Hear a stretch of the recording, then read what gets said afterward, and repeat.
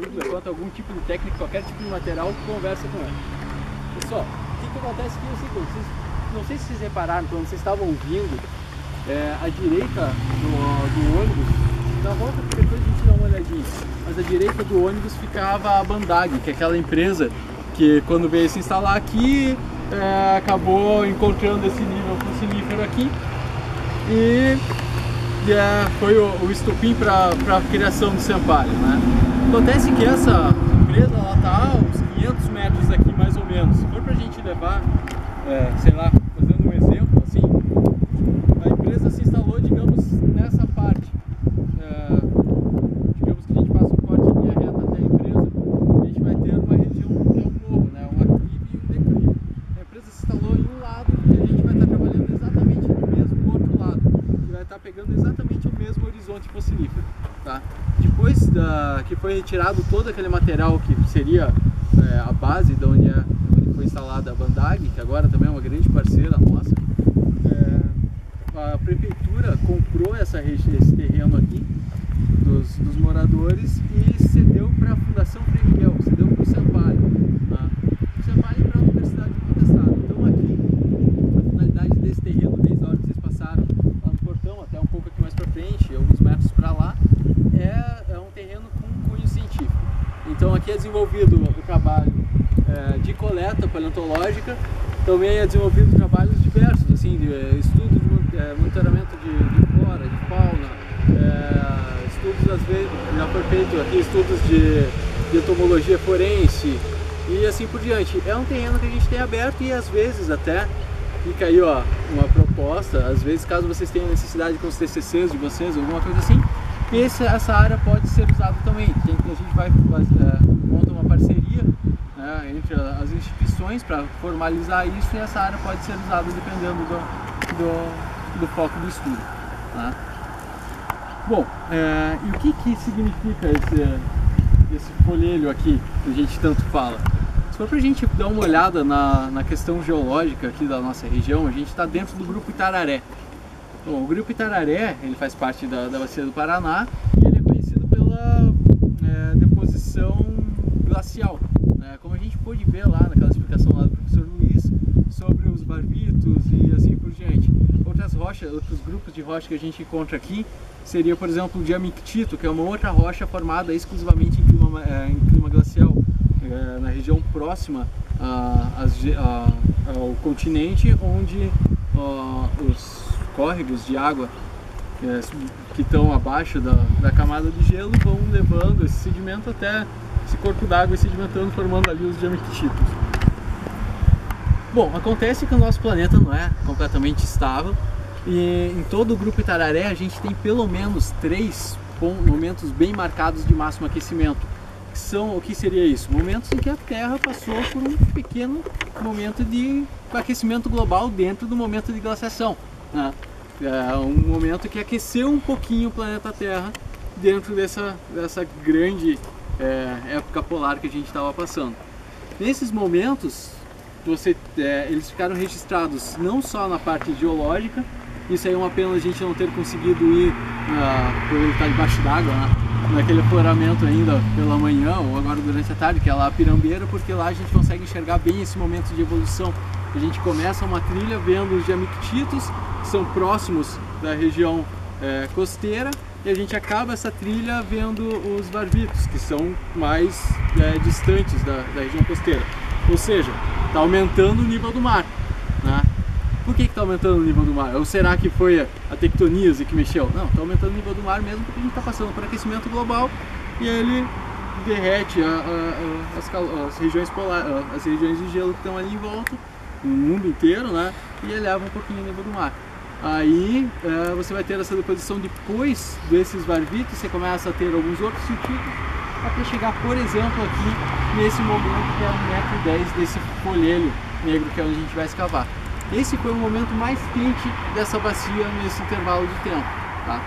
E esse momento quente propiciou uma proliferação das formas de vida super grande, tá? E isso ficou preservado no nosso registro fossilífero. Só para a gente dar uma olhadinha, a gente está situando aqui tudo isso, a gente está exatamente aqui nesse contato termocarbonífero, dentro da sequência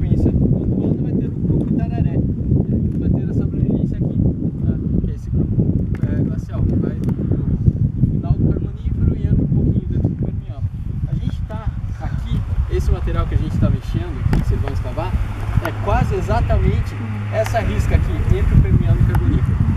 Tá? E a gente já comenta o porquê que está levando a gente a entender isso dessa forma. Aqui temos uma reconstrução de como seria o nosso planeta, e a gente está aqui dentro desse momento glacial. Tá? Bom, pessoal, acho que é mais interessante a gente começar a falar agora do acervo fossilífero. Vamos passar para o outro lado da placa.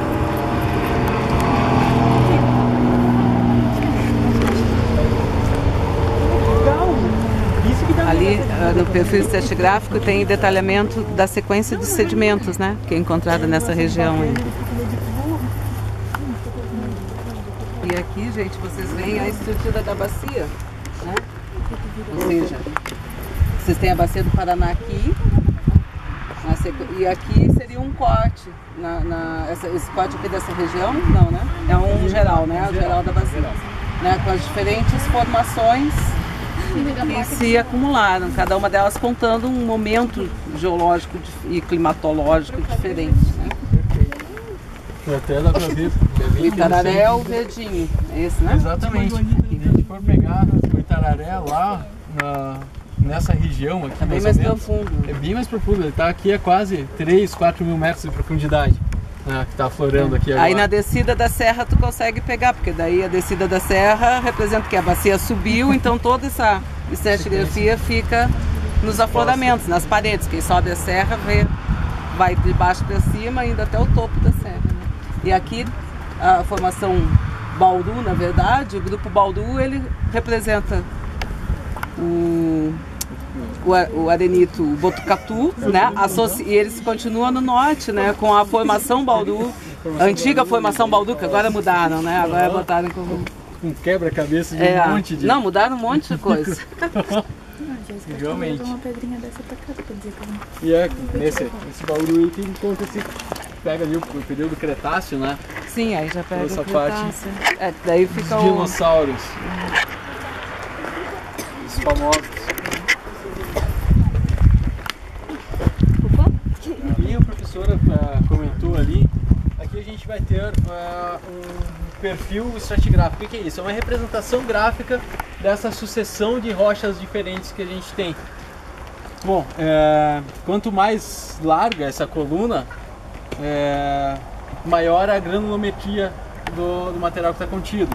Então aqui a gente vai ter lá, os germictitos são bem siltosos, quase areosos. E vai ficando mais fino até chegar nesse momento aqui que está em detalhe. E aqui a gente tem, onde vocês estão pisando, é esse momento aqui. Vocês estão exatamente aqui. O pé de vocês está nesse ponto.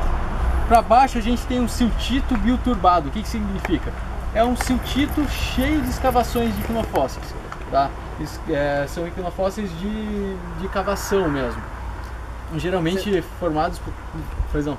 Não, vocês lembram equinofósseis, né? Que foi comentado. Não, equinofósseis são vestígios de vida, então tubos, escavações, pegadas, né? Representam então vestígios de vida. Nós vimos ali no museu, numa das salas, bem à esquerda, tinha uns equinofósseis enormes, então um sentido bem uma dessas peças aqui para mostrar. Geralmente o que faz esses equinofósseis de cavação são animais como os anelídeos, os poliquetos e assim por diante.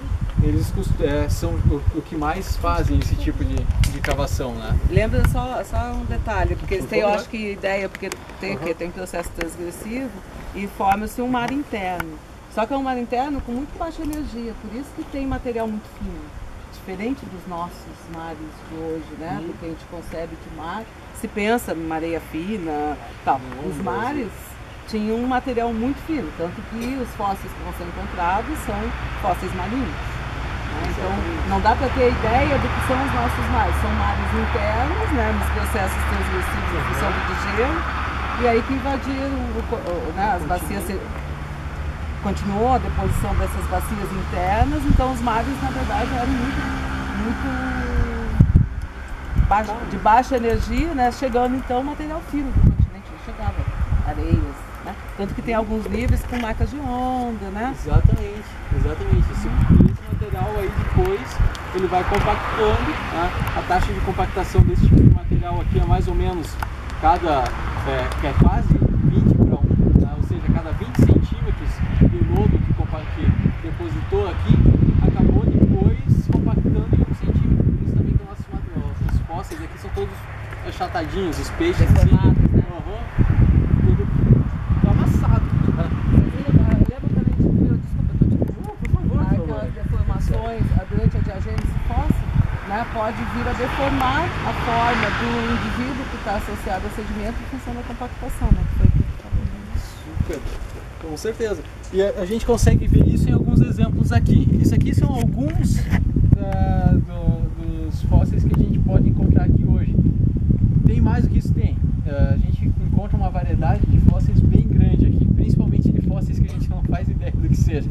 A gente sempre está conversando, mostrando esses fósseis para o pessoal que costuma pesquisar conosco, até a professora. A gente tem que mostrar algumas coisas para você que às vezes é aquela coisa, a gente não reconhece, mas um outro profissional que está mais afim em alguma outra área, olha, não, isso aqui é determinado fóssil. Tá? Bom, alguns exemplos aqui, a gente encontra dentro do folheiro, né? A gente pode encontrar o ponto principal, que são os peixes, que é o mais chamativo, os peixes ósseos, tá? Que são geralmente da família. Até agora não foi encontrado nenhum peixe que não pertencesse à família Palinicide, peixe inteiro, tá? Que é uma família que é bem vai até, acho que a metade do Permiano e se extingue, ou então ela se extingue na crise do Permo-Triássico, lá não tenho certeza. A gente encontra também escamas de outros tipos de peixe, escamas cicloides. Os palinicídeos têm aquelas escamas ganoides que são bem pontudinhas, que logo a gente vai achar aqui. Elas têm mais ou menos esse formato assim, ó.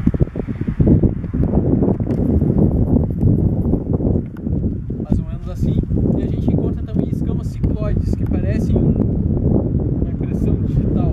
Elas são redondas e todas trabalhadas, e são geralmente atribuídas a peixes palinicídeos, aqueles palinicídeos que são considerados fósseis vivos. Fora isso, a gente encontra marcas de condite, de peixe cartilaginoso. A gente encontra dentes, né? É difícil de encontrar, esses dentes não são grandes. Esse aqui, ó, a escala tem 5 milímetros, meio centímetro, então esse dente aqui todo tem 1 centímetro, são coisas pequenas. E condictos também a gente encontra as interóspiras, não sei se vocês repararam, mas tinha algumas lá em exposição no museu, não tem nenhuma aqui na placa. Mas a interóspira é o nome dado para a fossilização do intestino do tubarão, né? Acaba fossilizando só o intestino e não o resto do corpo do animal. Com certeza a gente vai encontrar alguma interóspira por aqui. Aí a gente dá uma pincelada um pouquinho melhor. Dela? Hã? Como é que é a forma? Ela sempre foi tratada como coprólito, assim. Ela é cilíndrica, assim, redondinha, né? E aí quando você quebra por dentro você consegue ver as camadas do intestino, que é espiral, né? Por isso do espira, né? É todo espiralado esse intestino do tubarão. Então você consegue ver todo ele helicoidal ali dentro, tá? E o porquê que preserva só isso e não o tubarão inteiro? Isso tem a ver justamente com a taxa de sedimentação. Como você estava falando, entra pouco, é um ambiente de baixa energia, então a deposição é muito lenta. Normalmente o animal começa a apodrecer, se eviscera, tá? E os animais carniceiros vão e se alimentam do resto do corpo desse tubarão, tá? Que já está morto, e acaba ficando essa interóspora pequenininha, fica mais fácil de soterrar, e ela não é tão atrativa para os animais carniceiros que viviam nessa época, e acaba sobrando isso. E também a quantidade de sucos gástricos e a composição do material mesmo, que é praticamente bolo fecal, ele favorece na fossilização. Isso é uma coisa que encontra muito rápido, muito também aqui. Outra coisa que é muito encontrada são esses caras aqui, os conodontes, tá? O que são os conodontes? Bom, os conodontes, eles são animais que, se for para tentar comparar assim, vai ser muito próximo das nossas lampreias hoje em dia. A exceção é que eles são muito pequenininhos. Qual a importância desse material? A importância é muito grande de você encontrar conodontes. Os conodontes são ótimos marcadores de tempo. Cada espécie de conodonte vivia numa época específica. Então quando você encontra um conodonte, você consegue saber mais ou menos qual a idade daquele material que você está trabalhando, tá? Outra, os conodontes estão sendo estudados como uma possibilidade para o surgimento dos vertebrados. Isso lá no Cambriano, Tá? Mas imagina-se que os primeiros vertebrados derivaram dos conodontes, que são protocordados ainda. Tem a coluna vertebral, só que ainda cartilaginosa. Qual o interesse desse material aqui também? Se for pensar em questão financeira, assim, os conodontes eles são ótimos indicativos de possibilidade de petróleo. Tá? Conforme a coloração desses conodontes aqui, dá para saber qual a temperatura chegou à bacia e a possibilidade ou não de encontrar conodontes, encontrar petróleo nessa região. Tá? Até agora, geralmente encontram conodontes só naqueles métodos que você dissolve a rocha e depois vai fazendo o chamado pico. Você vai com um micro pincelzinho separando esse material até encontrar esses conodontes aí. Tá? De conodontes inteiros no mundo, até 2, 3 anos atrás tinham o quê? 30, seu Wilson? 20 conodontes, aparelhos como esse inteiros no mundo. Só o seu Wilson e a gente encontrou aqui, aqui nesse afloramento